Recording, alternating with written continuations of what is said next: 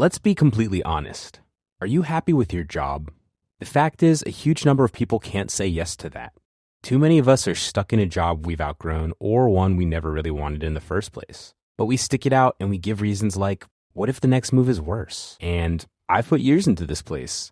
And maybe the most common one, isn't everyone miserable at work?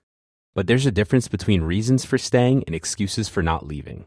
It's time to get unstuck. It's time for strawberry.me. They match you with a certified career coach who helps you get from where you are to where you want to be, either at your existing job or by helping you find a new one. Your coach helps clarify your goals, creates a plan, and keeps you accountable along the way. Go to strawberry.me/career and get 50% off your first coaching session.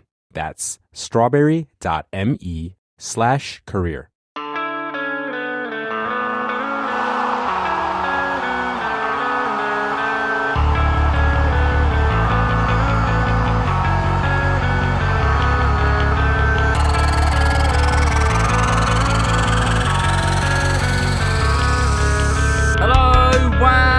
Welcome to the Football for Kids podcast with me, Darren Rees, and welcome to yet another brand new episode on Football for Kids. In this episode, we're going to be talking about when legends came to town. We're going to be talking about the likes of Alfredo Di Stéfano, Ronaldinho, Pelé, and maybe some others a little bit later down the line. All this will become clear as the episode begins. Before we get into the episode properly, there's a few shout outs which we need to do. First of all, a huge shout out goes to Archie Taylor, who is a massive fan of the mighty Swindon Town. So Archie, a huge shout out to you and all of your teammates at Hackney Downs All-Stars. I hope you're having a wonderful season and everything is going well. Thank you very much for being a listener, I really appreciate it.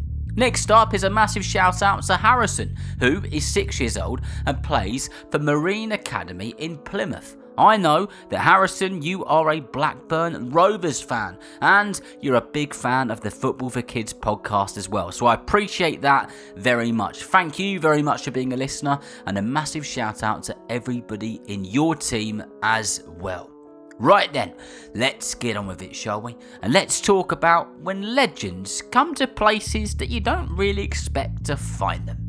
Now, over the years, there have been some moments which make you scratch your head, some moments that feel like they're not real, and some moments which live in clubs forever. And those particular moments are what we're going to be talking about in this episode, when some of the world's greatest players ended up playing in places you never would have expected them to do so. And we kick this one off with one of the greatest, if not the greatest. Of course, we're talking about Pelé. Now, Pelé is a 3 times World Cup winner, one of the most famous players who has ever lived. He was so famous at one point that if you took him up to space and then dropped him and he landed anywhere randomly on Earth, every single person wherever he landed would know exactly who he was. Well, he ended up playing at Plymouth Argyle. He wasn't playing for them, of course, he was playing against them. It was 1973 and his club Santos were travelling around the world on a bit of a tour, bringing their magic, their flair and their samba style of football to different countries. And English clubs jumped at the chance to have them at their grounds. So, under the bright lights of Home Park at Plymouth Argyle, 37,000 fans packed into the stadium.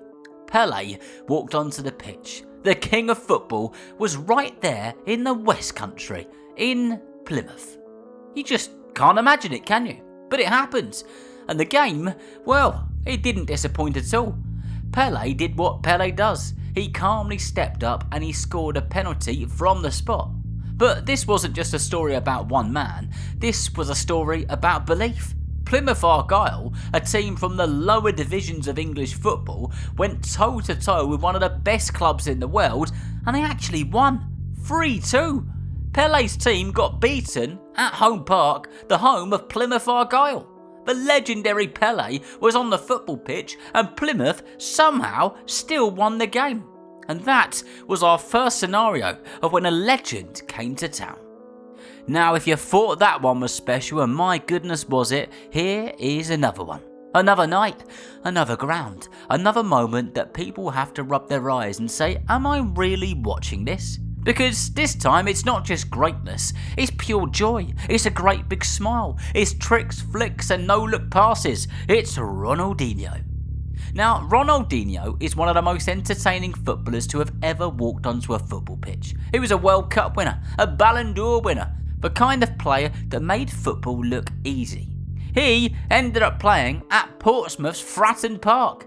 Yes, the tight, noisy, bouncing stadium on the south coast, where the stands feel like they're right on top of you and the atmosphere crackles in the air. Ronaldinho played there. This was back in 2006, and Ronaldinho's AC Milan had come to face Portsmouth in a UEFA Cup game. Now, picture it. A European night under the lights, the crowd buzzing, scarves in the air, and then suddenly out walks a prime Ronaldinho with that infectious smile of his. People knew he was coming, but they still couldn't quite believe it. And then the magic started. Every touch felt different. Even the Portsmouth fans were excited when Ronaldinho got the ball. Little flicks that didn't seem possible, passes that bent like they had a mind of their own. The kind of football that makes kids fall in love with the game every single second that you watch it. And then came a moment that every Portsmouth fan knew was coming.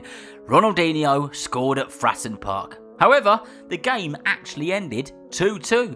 There's something about legends coming to towns, but not just towns, seaside towns, because Plymouth is by the sea and Portsmouth is by the sea. And both times that those legends came to those seaside towns in Great Britain, they scored and hit the back of the net. Now, it's time for the very last one. And if you think we're done, let's wind the clock back even further. Another era. We're talking black and white television. Heavy boots, muddy pitches, and yet somehow, even then, football magic still found its way to the most unexpected of places. Because this time, we're talking about one of the true pioneers of greatness. The man who helped build the legend of Real Madrid. Now, if you've listened to my episode on this player, then you'll know exactly who I'm talking about. The unstoppable, all-action genius, Alfredo Di Stéfano.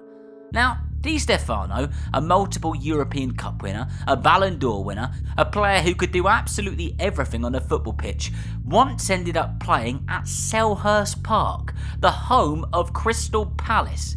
South London, Alfredo Di Stéfano. I mean, how on earth did that happen? This was in the 1960s, when Real Madrid were the biggest team in the world, travelling across Europe showcasing their brilliance. In that team wasn't just Alfredo Di Stéfano, Ferenc Puskas was also in the team as well. How about that? One evening, South London, Crystal Palace, Ferenc Puskas and Alfredo Di Stéfano. Quite unbelievable. Just imagine it. The crowd were packed in. People were craning their necks just to try and get a glimpse of the genius players. This wasn't just a footballer when it came to Di Stéfano. This was a myth in boots. So many times legendary footballers have graced the football pitches of some of the smaller teams, especially back then. They were the kind of nights that those that were there will never forget. And these days, not that many people know that those nights actually happened. So next time you're chatting to somebody who loves football, tell them about Ronaldinho at Fratton Park, Alfredo Di Stéfano and Ferenc Puskas at Selhurst Park, and Pelé at Home Park. Who would have thought? That is why we love the game. That is why it's so special. That is why we love talking about it.